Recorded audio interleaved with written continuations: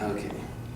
So last year I kind of hit this point where I started reflecting and I said, there's things that I want to do in my life before I die, and I don't want a few years to pass by and I still haven't done them. And immediately my mind came to my bucket list. And first thing off my bucket list was skydiving, and I always told myself I wanted to go skydiving. So it's kind of a 1, 2, 3 thing where I told my friends about it, we bought the tickets, and bam, next weekend we're off in San Diego. Now the entire process there, I'm mentally and emotionally preparing myself, telling myself I'm gonna jump from 10,000 feet, it's gonna be a thriller. And I'm doing that the night before, I'm doing that the day of, and I'm doing that the car ride there, so our car ride to San Diego. Now mind you, I'm somebody who's afraid of roller coasters, I don't like the thrill, they terrify me. So it's kind of difficult to mentally and emotionally prepare myself when the closest thing I've come to that is a roller coaster at Disneyland or a roller coaster at Six Flags.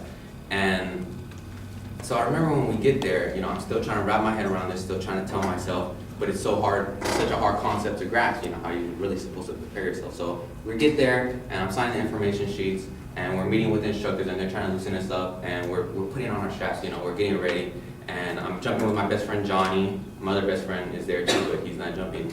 So I'm jumping with my best friend Johnny, and we're both there trying to feed off of each other, and I'm constantly looking over at him, and he's constantly looking over at me, and we're just trying to feed off of each other, get that energy, we're each other's support system. And I remember finally when we're ready, we go out to the runway, and I see the plane, and I remember looking at the plane, it's this really small plane, and I'm over here thinking, how are the 4 of us gonna fit in here? It's me, it's Johnny, and it's like 2 instructors.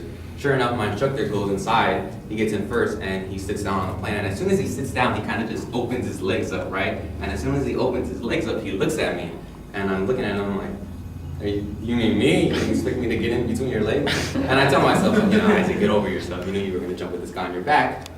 So I get in and I'm crotched in between, his crotch, and same thing with Johnny, he's in between his instructor's legs. So that's how we all fit in that small compact plane.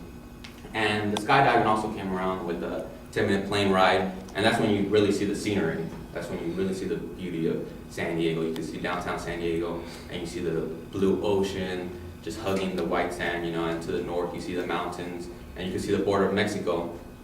And it was just, we couldn't have picked a better day. There was absolutely no clouds in the sky, it was clear blue sky, it was amazing. And near the end of the 10-minute plane ride, my instructor, he's on my back, so he's right in my ear, he goes, are you guys ready? We're about to do this.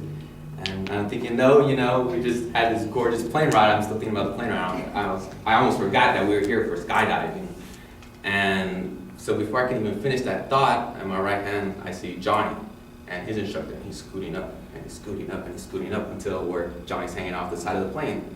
And I remember the image so clearly. I'm looking at Johnny and his instructor, I'm looking at their back, and I'm so anxious for him, I'm so excited for him, I'm so nervous for him, because this is my best friend. And it was in that second where I'm looking at Johnny, and all of a sudden he's just gone.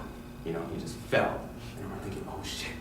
Oh shit, Johnny just jumped. Oh shit, right? Like I can't think of anything better than a freaking curse word, because that's how, how high my emotions are running.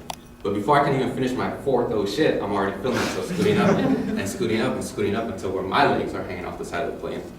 And I remember it was like a rag doll, my legs. We're 10,000 feet up in the air, we're going 100 miles per hour, and my legs just swept off to the right, because they're in the air, I had no control over them.